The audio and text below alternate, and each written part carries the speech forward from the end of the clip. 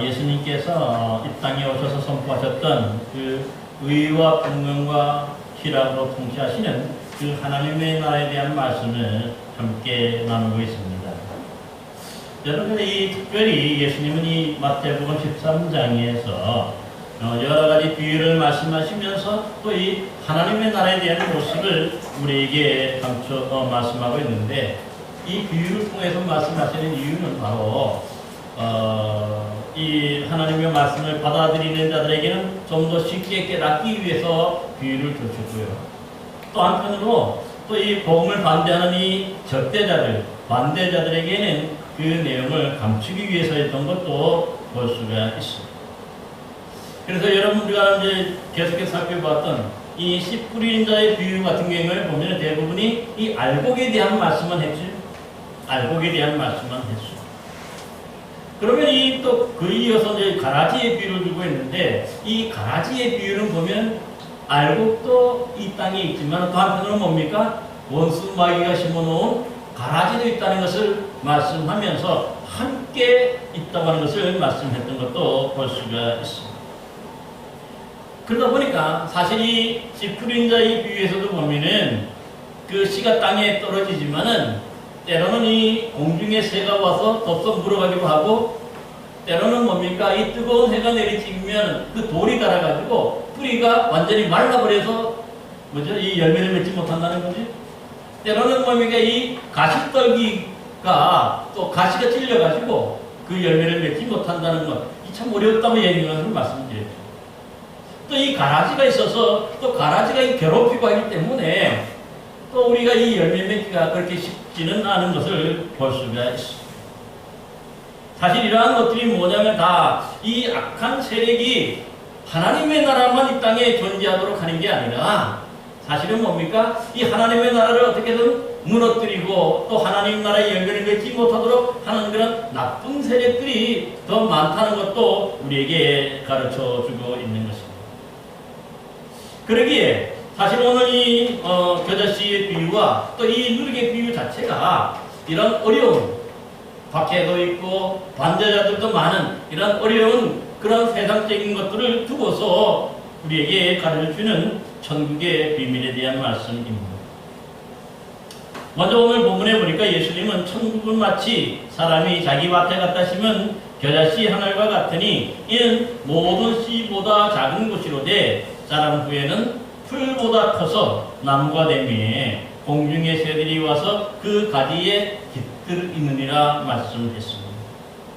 그리고 이 겨자씨 비유라 그러는데, 이 겨자씨 비유의 핵심인 이 겨자씨는요, 사실 세상에서 가장 작은 씨는 아닐지 모르지만은 당시 유대인들이 생각하기에는요, 세상에서 가장 작은 씨로 여겨졌습니다. 특별히 그래서 이 겨자가 이제 나중에 자라게 되면은요, 이 겨자는 유대인들이 당시에 보면은 이 살고 있던 팔레스틴 땅에 그 어디서나 쉽게 볼 수 있는 너무나 흔한 그런 식물이었기 때문에 사람들에게 뭐 그다지 귀하게 여겨지거나 또 소중하게 여겨지지 않고 어떻게 보면 좀 무시당하는 또 싫어하는 그런 매우 부정적인 식물인 것도 볼 수 있습니다. 여러분, 왜냐하면 놀랍게도요, 사실 이 겨자씨에는요, 그 안에 정말 이 뭡니까? 엄청난 번식력과 또 엄청난 그 끈질긴 생명력이 있어서 삽시간에 그 밭을 완전히 뒤덮어버리는 그러한 성질이 있었기 때문입니다. 그러니까 이 좋은 밭에다가 굳이 이 겨자씨를 심지 않아도 사실은 주변에 온통 이 겨자들이 많기 때문에 그 뭡니까? 심을 이유가 없었던 것이죠. 그래서 오늘 뭡니까? 이 겨자씨 하나를 자기 밭에 갖다 심었다 그러는데, 그러니까 그 밭에 갖다 심으니까 어떻습니까? 이 겨자씨가 순식간에 한 몇 년이 지나고 난 다음에 한 1년만 지나도 그 밭이 전체가 하달 때문에 이 전체가 바로 겨자씨 밭이 겨자씨가 되는 것을 볼 수가 있었던 것입니다. 그러게 여러분, 이 겨자씨는요, 아주 작지만은 사실 이게 떨어지기만 하면 금방 싹이 트고 또 줄기가 자라서 약 한 2m 정도까지 자라게 되는데요. 그러다 보니까 웬만한 풀보다 커서 아주 튼튼한 나무처럼 여겨졌다고 하는 것입니다. 그러게 이 겨자나무가 나중에 커서 나무같이 됐다 하는 말은 어떤 뜻이냐 하면은 사실 이제 한 2m 정도 자라면 다 큰 거지. 그 열매도 맺었어. 그 다음에는 이 발해된 기후에 의하면은 뜨거운 사막 바람이 불어오게 되거든요. 그럼 이 뜨거운 사막에 뜨거운 바람이 불어오면은 그만 이 나무가 이 겨자 줄기가 바싹 말라버려요.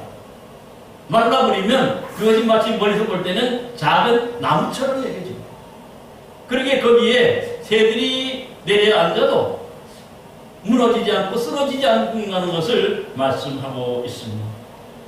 여러분 그렇다면요, 바로 이런 겨자씨의 비유를 통해서 예수님께서 오늘 우리에게 주시는 이 하나님 나라의 비밀, 이 천국의 비밀은 무엇일까?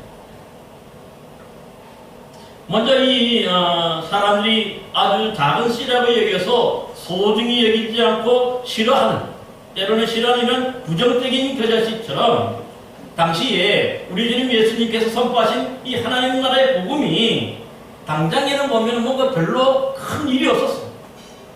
그러다 보니까 사람들의 눈에 잘 띄지 않을 정도로서 아주 작게 여기고 뭔가 이것을 싫어하는 사람들이 있었던 것을 볼 수가 있습니다.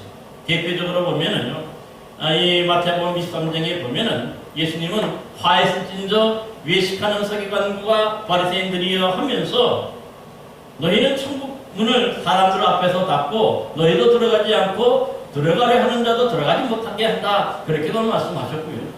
또 화에서 찐저 외식하는 서기관과 바리새인들이여 너희는 교인 한 사람을 얻기 위하여 바다와 육지를 들고 다니다가 생기면 너희보다 배나 더 지옥 자식이 되게 한다 하면서 자그마치 7번 이상을 화에서 찐저 그렇게 선포했던 것도 볼 수가 있어요. 그러니까 이러한 뭡니까? 메시지를 들은 이 바리새인이나 서기관들은 하나님 나라, 예수님이 전하니까 하나님 나라가 좋게 보일 리가 만무겠지.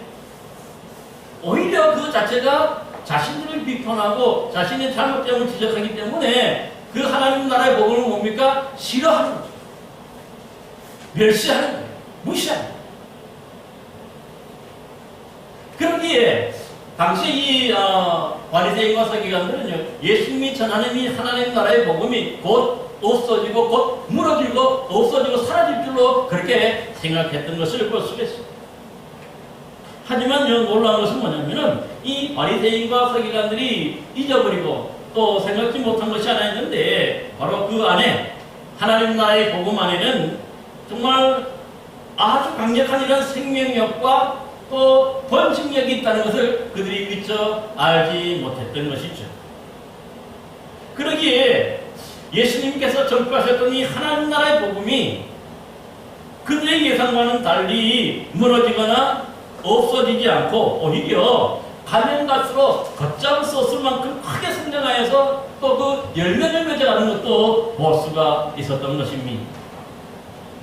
그러기에 이 겨자씨의 비유는요, 한마디로 말한다면은 사람들이 당시에 멸시하고 싫어했던 이 겨자씨처럼 하나님의 그 복음, 하나님 나라가 바로 아주 작게 보이고 별 크게 뭐 역할을 하지 못할 걸로 그렇게 여겨서 무시해. 때로는 싫어해. 그렇지만 그 하나님 나라가 망할까요? 결코 망하지 않는다는 거죠. 넘어지지 않는다는 거예요. 오히려 더욱더 든든하고 또 크게 성장해 간다고 하는 것을 분명히 이것을 통해서 가르쳐주고 있는 것입니다. 여러분, 그러기에 때로는 이 어느 정도 서로 바싹 말랐지만 나무처럼 여겨져서 뭔가 뜨거운 바람이 불더라도 넘어지지 않죠. 때로는 거기에 새들이 깃들어도 무너지지 않고 넘어지지 않는 거예요. 그만큼 이 하나님 나라가 나중에 보니까 처음에 생각했던 것과 달리 아주 크고 단단하게 성장해가는 것도 볼 수가 있는 것이죠. 여러분, 그래 사실 이 예수님 당시뿐만 아닙니다. 이 복음이 이제 하나님 나라의 복음이 계속 증거되면서 사실 이것을 못마땅하게 여기고 때로는 부정적으로 여겨서 무시했던 사람들이 많이 있어요. 그러다 보니까 이 복음이 어두워진 나중간에 환영을 받지 못했어요. 대신에 오히려 이것을 부정적으로 여기고 또 싫어하는 사람들이 있어서 어떻게든 이 복음을 전하지 못하도록 막고 가로막는 것들이 더 많았던 것도 볼 수가 있습니다. 그렇지만 그 가운데서도 보면요, 이 복음이 넘어졌을까요? 쓰러지지 않았습니다. 충분히 이런 어려움들을 넉넉히 견뎌냈던 것도 볼 수가 있습니다. 그러기에 바로 이 하나님 나라 이런 끈질긴 생명력, 이 번신력 때문에 오늘날 저와 여러분들까지도 그 복음이 없어지지 않고 계속해서 이렇게 증거되는 것도 볼 수가 있는 것이죠. 여러분, 그래서 사실 잘 아는 대로 하나님 나라의 복음은요, 그 당시에 권력가들이나 지식인들이나 또 뭔가 특별한 그런 부자들이 많이 살았던 예루살렘에서부터 이 복음이 전파되지 않았죠. 사실 하나님 나라의 복음은요, 이런 예루살렘이 아니라 정말 보잘것없는 어부들이 살던 그 갈릴리 해변에서부터 시작이 되는 것을 볼 수가 있습니다. 그러기에 이 복음이 생각할 때는 뭡니까? 잠시 있다가 머지않아서 곧 이 복음은, 예수님이 전하는 복음은 사라질 거라 그렇게 생각하고 여겼던 것입니다. 그런데 이상하게도요, 이 복음이 그 갈릴리에서만 이렇게 잠깐 있었던 것이 아니에요. 점점 더 커서 나중에는 예루살렘 유대를 넘어가는 거지. 오히려 어디 보면요, 그 어떤 것도 보다도 하나님 나라의 복음이 더욱더 든든해서 가고 계속해서 성장해가는 것도 볼 수가 있습니다. 그래서 보면은 예수님을 무너뜨리기 위해서, 하나님 나라의 복음을 전하는 예수님을 무너뜨리기 위해서 그들이 그래서 십자가에 못 박아 죽이기도 하지. 그리고 예수님이 가시는 곳마다 또 이런 반대자들이 같이 쫓아가서 항상 방해하고 해방했지만은요, 이 하나님 나라의 복음은요, 이 엄청난 생명력과 엄청난 그 번식력이 있기 때문에 거기에 멈추지 않는 거죠. 계속해서 좀 더 크고 좀 더 많은 사람들이 오히려 두려움을 느낄 정도로 크게 이렇게 성장해 가는 것도 볼 수가 있습니다. 그래서 여러분 잘 아는 대로 로마 시대에도 보면요, 이 로마 황제 네로를 비롯해서 수많은 정치 권력가들이 이 하나님 나라를 없애기 위해서, 하나님 나라의 복음을 없애기 위해서 때로는 예수 믿는 자들을 잡아다가 체포하고 또 그들을 심하게 고문하고 때로는 그들을 사형시켰지만은요, 이렇게 온갖 위협과 온갖 박해를 다 했지만은 이 로마가 나중에 어떻게 되는지 아십니까? 그 로마가 나중에 복음화가 돼요. 그래서 결국은 온 세계로 또한 이 복음이 전파되는 것도 볼 수가 있는 것이죠. 우리나라 기독교 역할을 봐도 돼요. 여러분 잘 아는 대로 우리나라에 복음이 들어온 것은, 이 개신교 복음은 1885년도로 첫 번째 알렌과 아니죠, 그리고 언더우드와 아펜셀러 선교사가 인천의 제국방에 발을 내들인 게 바로 1885년이기 때문에 이 복음이 들어왔는데, 이 일제 시대를 거치면서 이 일제가 또 뭘 강요했죠? 일본의 천황을 신격화해서 그걸 우상화해서 섬기도록 한 것을 볼 수가 있어요.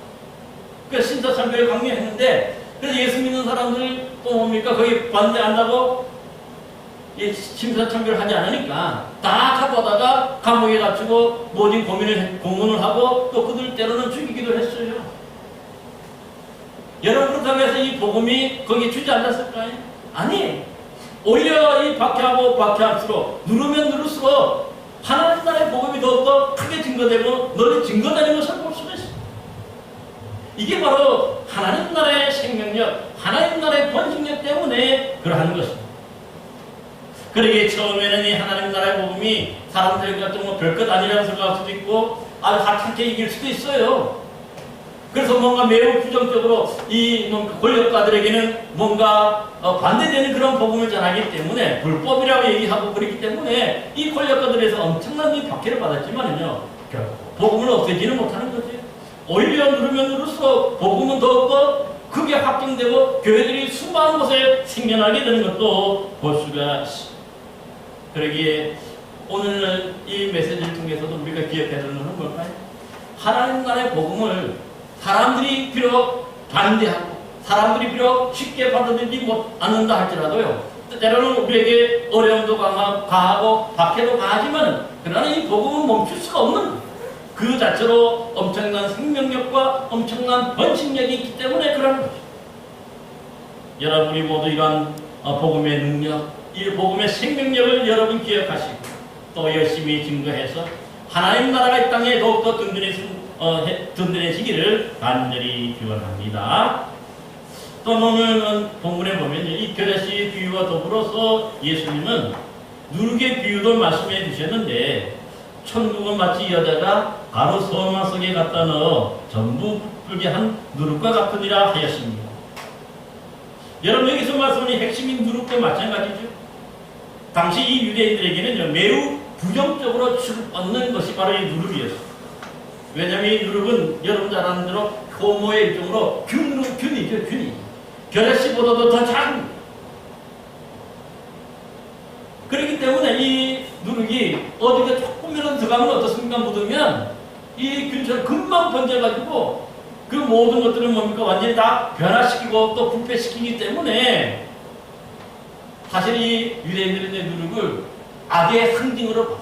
뭔가 썩은 것, 뭔가 부패의 상징으로 본 거죠. 그래서 이 무교절이라는 그런 절기도 있었는데, 이 무교절이라는 절기는 뭐냐면 이 누룩을 일주일간 없애는 그런 절기.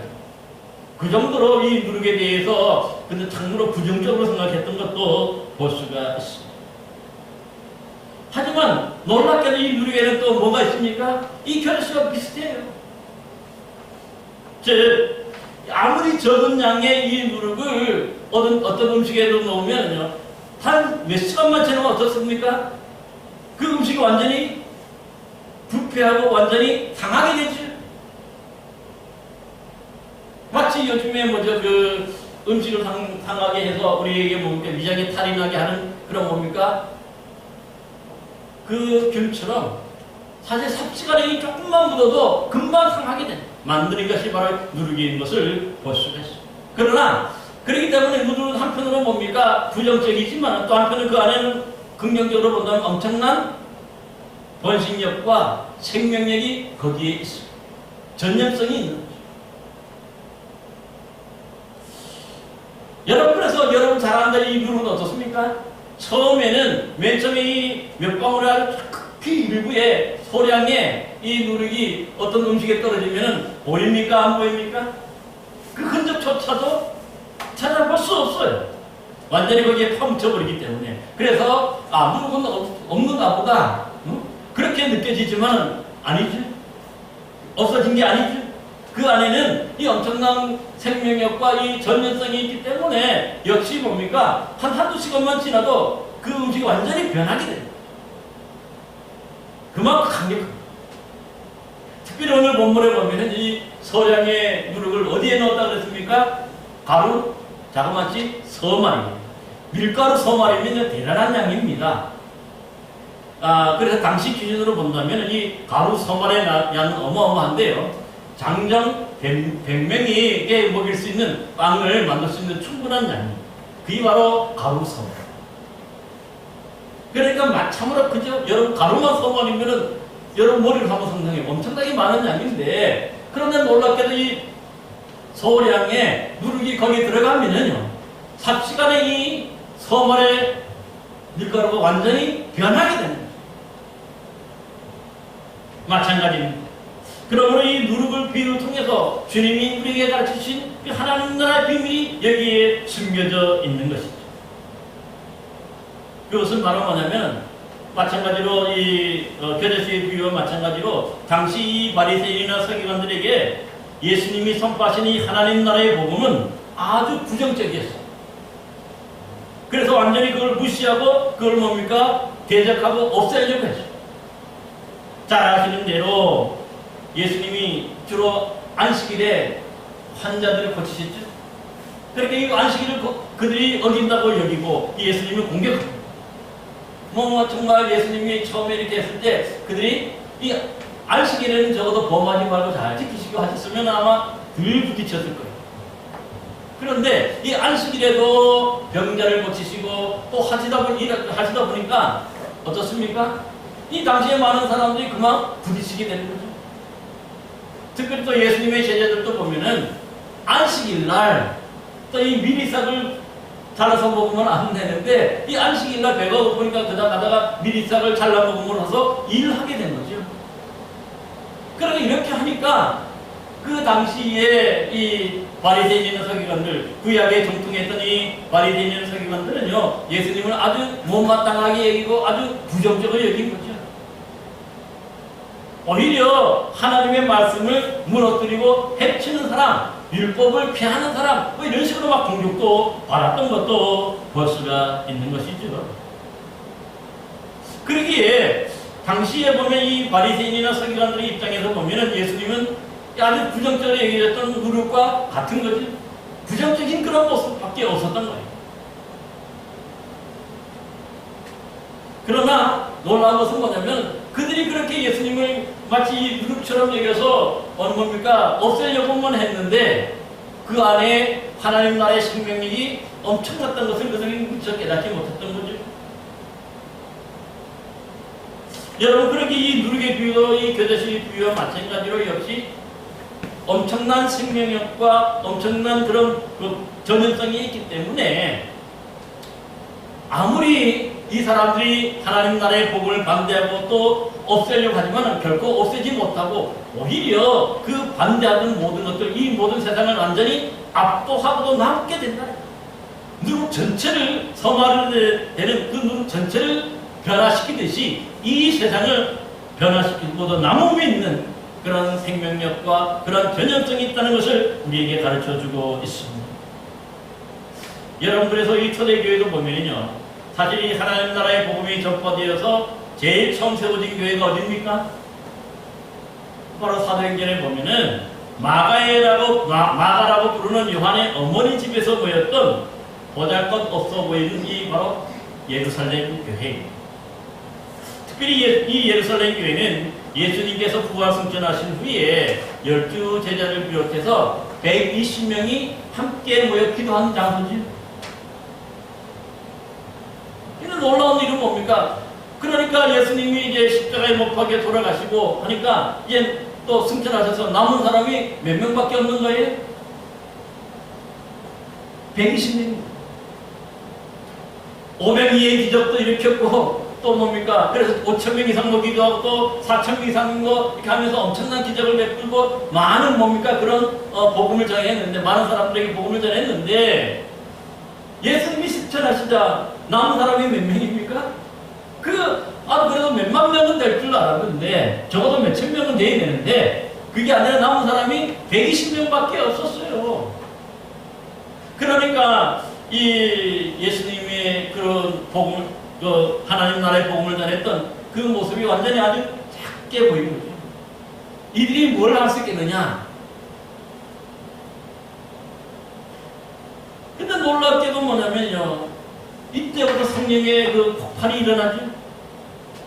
그래서 이 베드로가 하나님께서 행하신 일, 즉 이 죽으셨다가 예수님께서 다시 살아나셨다는 이 부활의 복음을 선포하자 그날 세례받은 사람이 몇 명입니까? 사도행전 2장에 보면 3,000명입니다.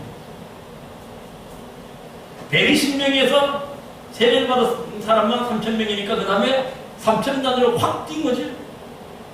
그 다음에 또 보면 솔로몬 행각에서 베드로와 요한이 막 설교를 했어요. 하나님 말씀을 전했어요. 이때에 또 돌아온 사람이 몇 명이 될까요? 5,000명이 돼요. 그러니까 3,000명, 5,000명이 엄청나게 숫자가 늘어나죠. 또 그 다음날 또 이렇게 해서 모자라가지고 뭐냐면 남녀의 큰 무리가 집계로 돌아왔다고 사도행전에 보면 기록하고 있어요. 120명에서 3,000명에서 5,000명에서 셀 수 없는 큰 남녀의 무리가 됩니다. 그만큼 가면 갈수록 지금 뭡니까? 엄청난 그런 생명력, 엄청난 번식력이 있게 되는 것도 볼 수가 있는 것이죠. 그런데 놀라운 것은 뭡니까? 이렇게 나중에 커가니까 그냥 가만 내버려 두지 않죠? 여러분 잘 아는 당시에 이 공의의 의원들, 바리새인과 서기관들이 또 이 교회를 박해하기 시작하죠. 대표적인 게 바로 뭐냐면 사도 바울이잖아요. 사도가 되기 전에 그가 사울이었는데 그가 이 사도행전 8장에 보면 이 교회를 대대적으로 박해. 그 주범이.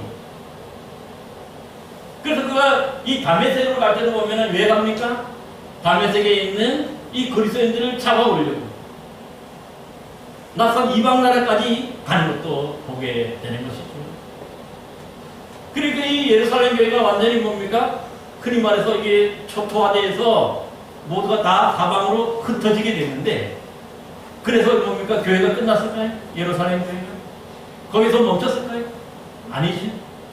근데 놀라운 게 뭐냐면요, 이 하나님 나라의 생명력이 그냥 꺼지고 죽은 줄만 알았는데, 없어진 줄 알았는데 아니었어요.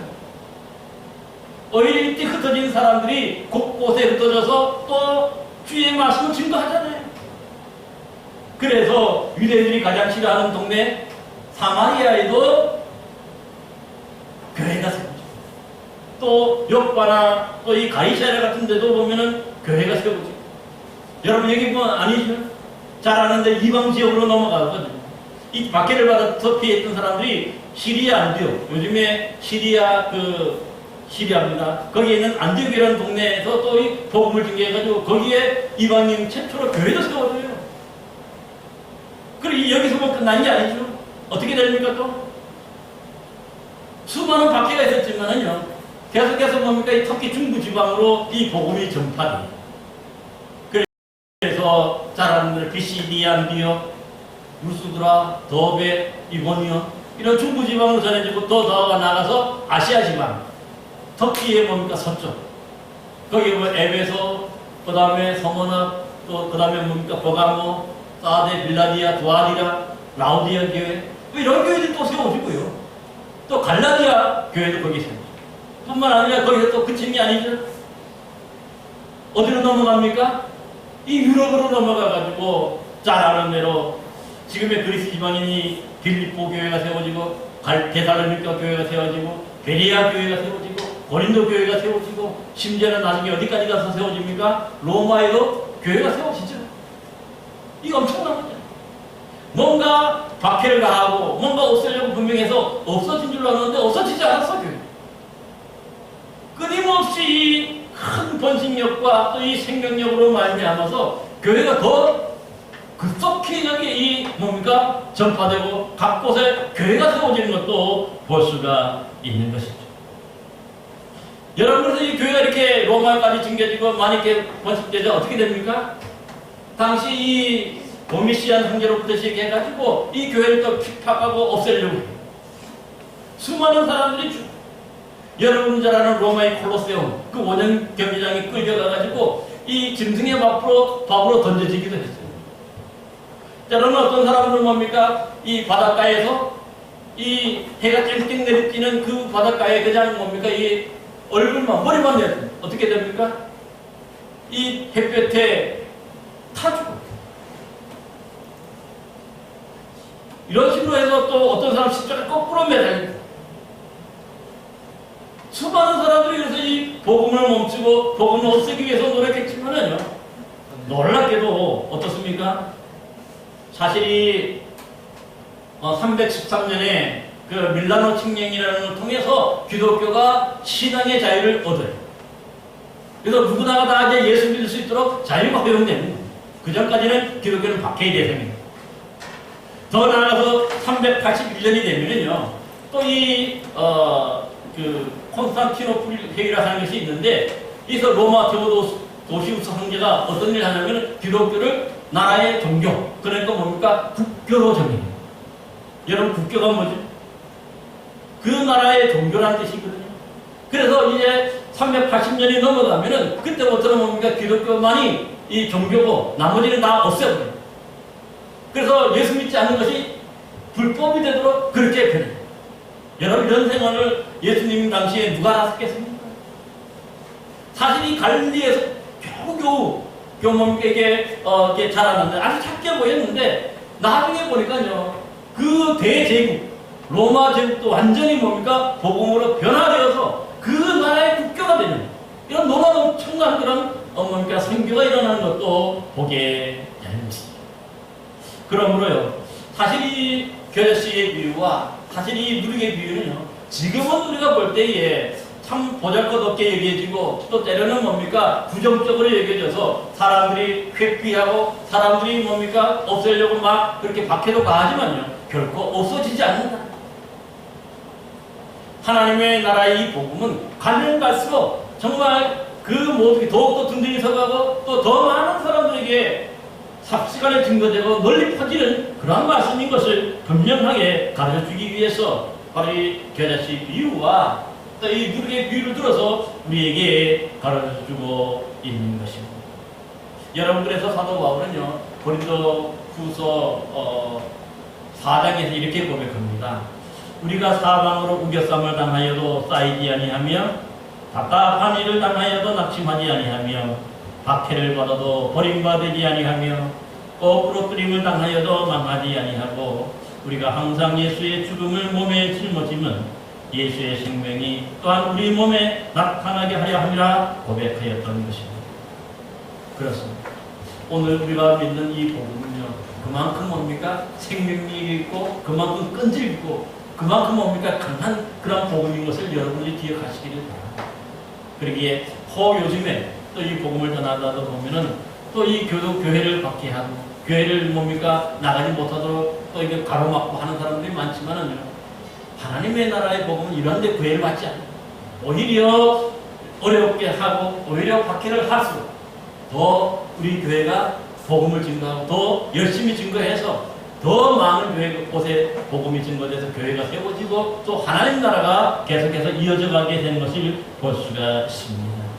사랑하는 성도 여러분, 그러므로 오늘 우리들도 때로는 어려움도 있고 때로는 힘든 일이 있지만 그러나 끝까지 이런 생명력과 이런 번식력을 기억하고 열심히 증거함으로 말미암아서 이 하나님 나라가 여러분들 가정뿐만 아니라 또 우리 천안역 전체 모든 사람들에게 또 이루어지는 그런 놀라운 역사가 일어나기를 간절히 기도합니다. 기도하겠습니다.